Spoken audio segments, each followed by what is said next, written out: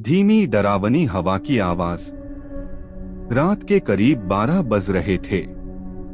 आसमान में बादल छाए हुए थे और दूर कहीं बिजली चमक रही थी। शहर से लगभग 20 किलोमीटर दूर एक सुनसान गांव था, भैरवपुर।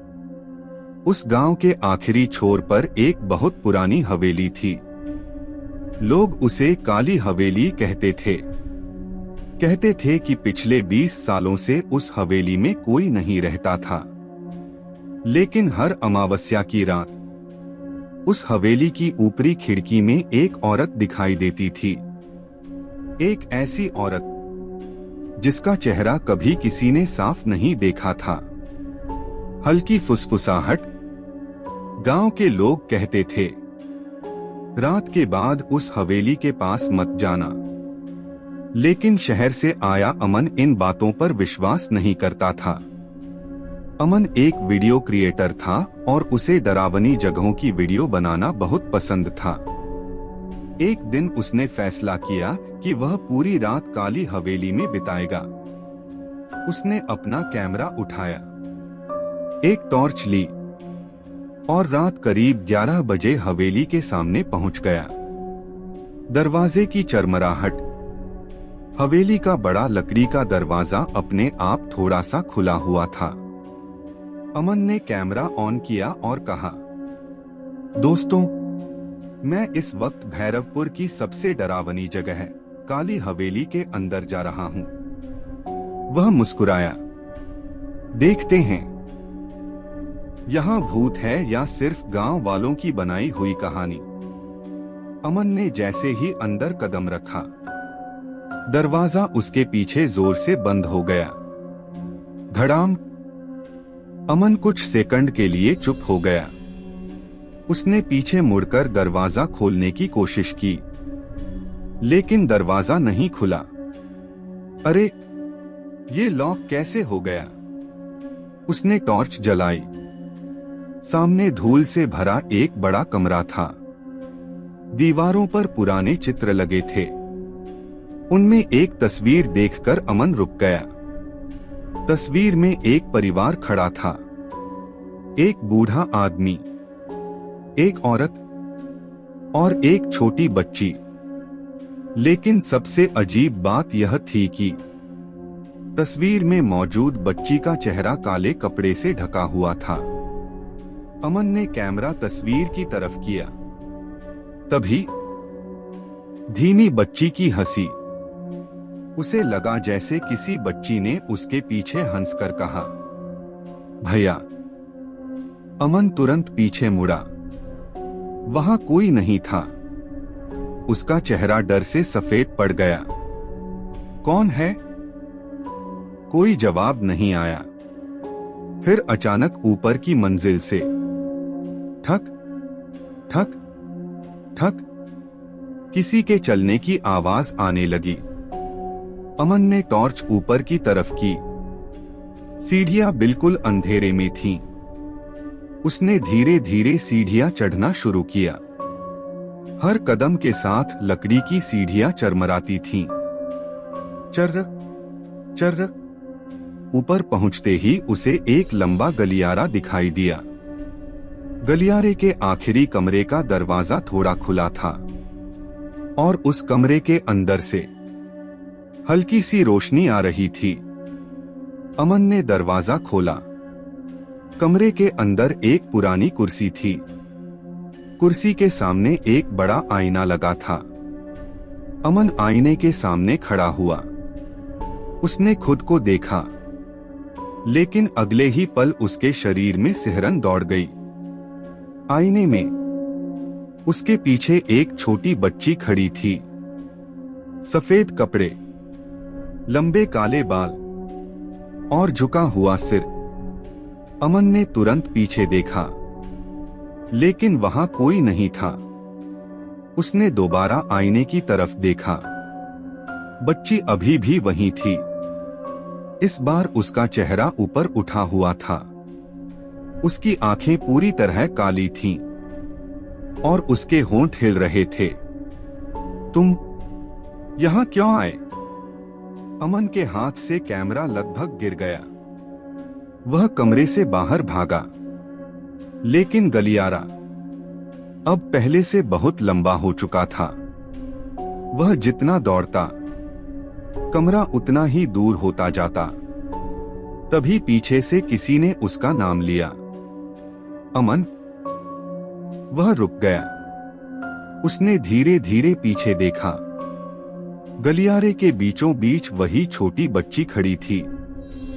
अमन ने कांपते हुए पूछा, तुम कौन हो? बच्ची ने धीरे से कहा, मैं इस हवेली की आखिरी लड़की हूं। तुम्हारे साथ क्या हुआ? बच्ची कुछ सेकंड चुप रही, फिर उसने दीवार की तरफ इशारा किया। वहां एक पुरानी तस्वीर लगी थी। अमन ने टॉर्च उस तस्वीर पर डाली। उसकी सांस रुक गई। तस्वीर में वही बच्ची थी, लेकिन तस्वीर के नीचे लिखा था, मेरा मृत्यु 18 अगस्त 2006। अमन ने घड़ी देखी। आज की तारीख थी 18 अगस्त 2026, यानी ठीक 20 साल बाद मीरा की मौत की तारीख। अमन पीछे हटने लगा। तभी बच्ची ने कहा, आज मेरी मौत को 20 साल पूरे हुए हैं। हर 20 साल में कोई एक इंसान यहां आता है। और फिर वह अचानक मुस्कुराई। वह यहीं रह जाता है। अमन चीख पड़ा, मुझे जाने दो। बच्ची ने अपना सिर धीरे धीरे एक तरफ झुका दिया। फिर बोली, मैंने तुम्हें नहीं बुलाया। अमन ने पूछा, तो फिर मुझे यहां कौन लाया? बच्ची ने हवेली के पीछे की तरफ देखा और फुसफुसाकर कहा, वो। अचानक पूरी हवेली की लाइटें जल उठीं। तेज बिजली की आवाज। अमन ने सामने देखा। गलियारे में दर्जनों लोग खड़े थे। सभी के चेहरे नीचे झुके हुए थे। सभी के कपड़े पुराने थे। और सबसे डरावनी बात, उनमें से कुछ लोगों को अमन पहचानता था। वह वही लोग थे जो पिछले कई सालों में इस हवेली में वीडियो बनाने आए थे, जिन्हें गांव वाले कभी वापस आते हुए नहीं देख पाए।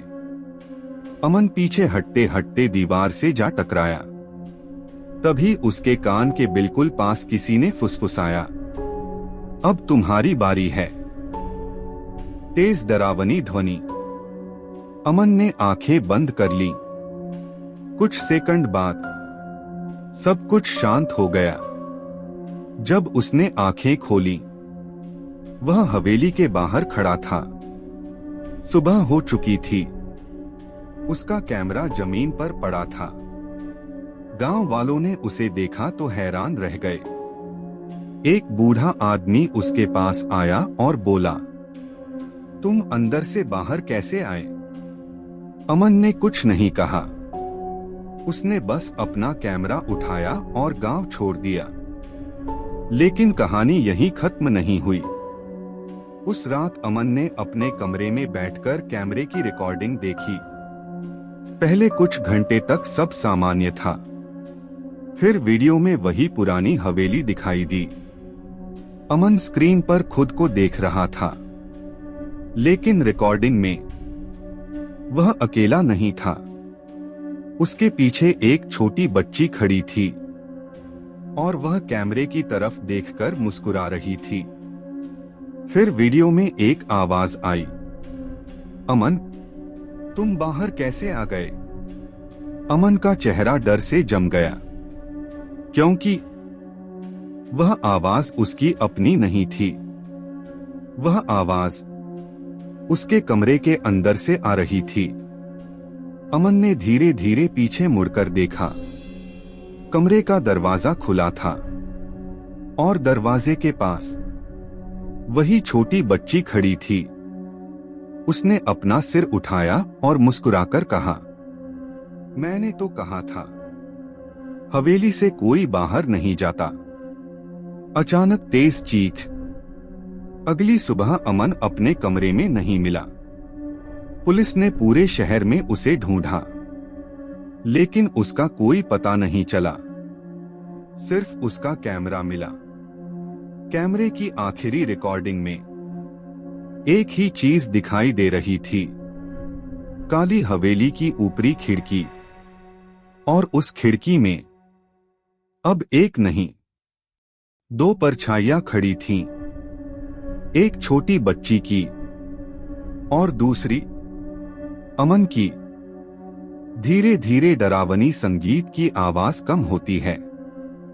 तो दोस्तों, अगर कभी आपको किसी सुनसान जगह पर रात के समय किसी बच्चे के हंसने की आवाज सुनाई दे, तो पीछे मुड़कर मत देखना, क्योंकि हो सकता है वो बच्चा आपको बुला नहीं रहा हो, वो बस इंतजार कर रहा हो कि अगला नंबर किसका है। अंत में धीमी फुसफुसाहट, अमन, साउंड इफेक्ट, अचानक तेज धक्का और फिर सन्नाटा। समाप्त।